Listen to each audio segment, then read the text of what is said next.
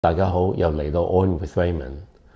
Today I want to start off by asking everyone to think about and to say a prayer for all those who have been affected by the tragic events that happened last night in Tai Po, where a fire whipped through several apartment blocks and took the lives of over 40 people and left many homeless. The church that is very dear to me, the Tai Po International Baptist Church, was situated right next to these apartment blocks.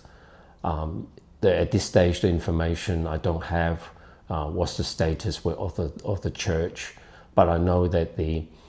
pastor, Chris Tang, and the senior members of the church are doing all they can to support the church community and those affected by the fire, and I know that some have lost their home. We ask God to give them strength and wisdom to face these challenging times and to support those who really need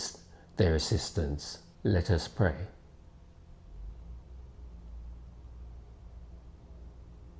咁今集就講 AI bubble 啦，咁係咪一個泡沫呢？即係呢排都好多人講，亦都個股市亦都插咗落嚟。咁從11月3號開始嘅Michael Burry 就出咗個 filing 就去買咗啲 put options on Nvidia 同埋 Palantir， 咁亦都 describe 即係呢個市佢已經唔明白呢個市啦。有幾個知名嘅投資者，例如 Peter Thiel 啦，同埋 SoftBank 嘅出售咗佢哋嘅 Nvidia 嘅股票啦，同埋Peter Thiel 亦都沽咗7成半佢嘅 Tesla 嘅股票出嚟。咁好多人都質疑，即係而家 OpenAI 每年要燒咁多錢，咁佢係咪即係個 revenue support 得到咧個增長？咁呢啲係令到個市係比較憂慮，同埋咁好多人講話係另一個99年嘅 Internet Telecom Bubble 啦，所以就個股市就受到沽售壓力，咁就跌咗落嚟 Nvidia。咁 Nvidia 雖然出咗好靚嘅業績啊，但係亦都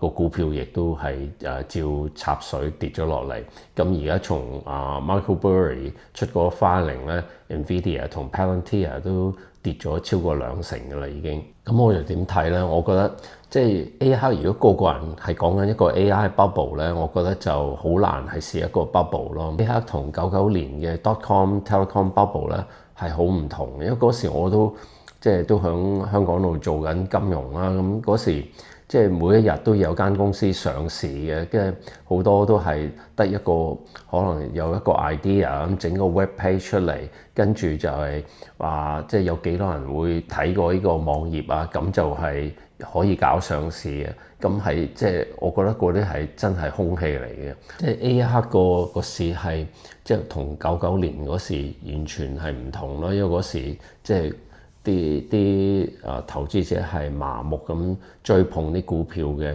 咁即係每一隻科技嘅 Internet 嘅 stocks 一上市第一日咧可以升幾倍嘅。最重要咧就係而家睇到 AI 係真係會幫到 productivity， 而家 productivity 咧係令到亦係會幫到個 economy 個 GDP growth 嘅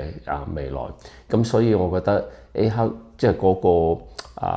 concern about 嗰個泡沫咧，我覺得係 overstated， 同埋呢個 correction 係 healthy 咯。咁 as 一個 investor， 即係我上一集都有講過啦，即係投資落companies like Tesla 好或 Nvidia 好，你係睇緊未來嗰3至5年或以上10年或者以上。咁 AI 即係 Tesla 都講過話，佢哋嘅即係需求 for chips 嗰啲咁 semiconductor， 佢哋係完全 Nvidia supply 嗰啲係唔夠俾佢哋嘅。咁所以 that's why 佢哋都要去考慮去開條 production line 去生產chips to supply 俾自己嘅Cybercab 同埋嘅 Optimus robots 啊。咁所以呢樣嘢就算個市 correct 咗落嚟，係唔會影響呢個發展 in 呢啲 industry， 因為this is happening whether you like or not， 呢個係一個革命嚟嘅 revolution，which 我哋係從來未見過。which 我覺得係when you getting increase in productivity and increase in growth in these companies 呢樣嘢係 real， 唔係一個同99年嗰 dot-com bubble 係完全唔同咯。咁可能去到某啲later stage 係會有個 bubble， 咁但係 not at this point 咯。呢一刻啲 hyperscalers 都係講緊話係唔夠 data center 電嘅 restrictions 或者 Elon Musk 亦都講過話，即係 not enough electricity OpenAI 亦都講緊即係令到即係佢哋唔可以 offer 到即係全面嘅 services because of these limitations。咁所以點會有個 bubble at this moment 咧？我睇唔到，但係即係你可以話某啲公司個 valuation 係高同埋未上市嘅，咁呢啲係會 more risky， 因為there will be 即係每個階段都可能會有 corrections 嘅，咁 during periods of correction 嘅risk off 嘅 environment 咧，咁可能會令到集資係會困難啲嘅。咁但係我覺得即係如果 as long 我哋 focus on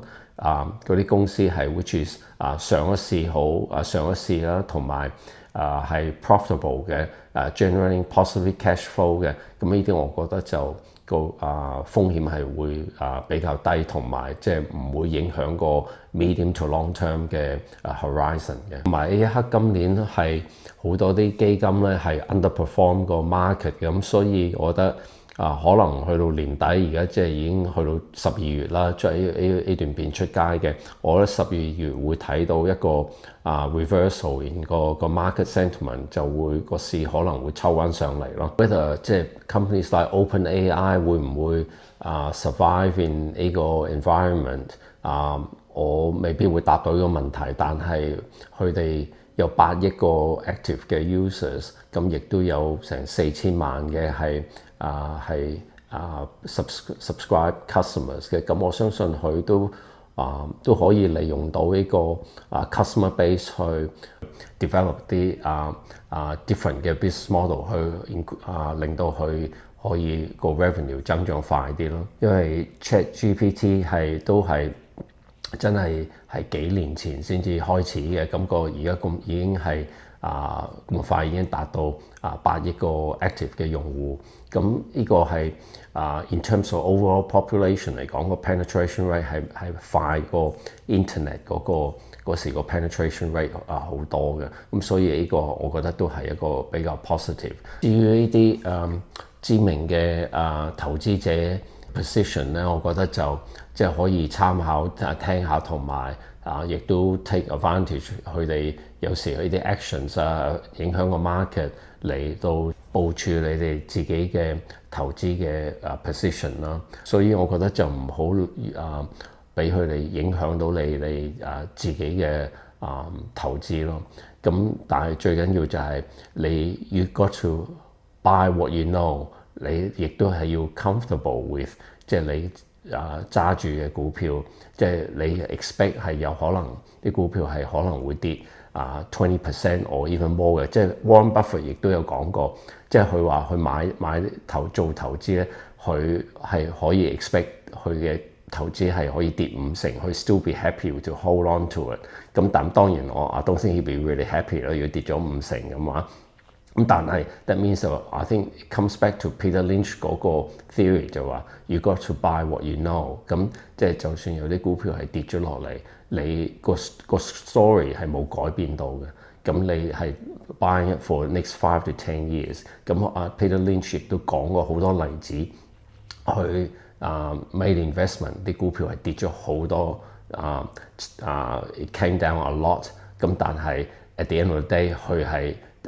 賺錢嘅，咁所以呢啲嘢真係有時即係你估唔到個股市係幾時會correct， 但係again over next 5 years S&P will be much higher than today。咁希望我嘅睇法會幫到大家 in this volatile market 啦。咁同埋今日個 video 就比較短啲。Until next time, God bless. And again, we pray for those who are affected by the fire in Tai Po.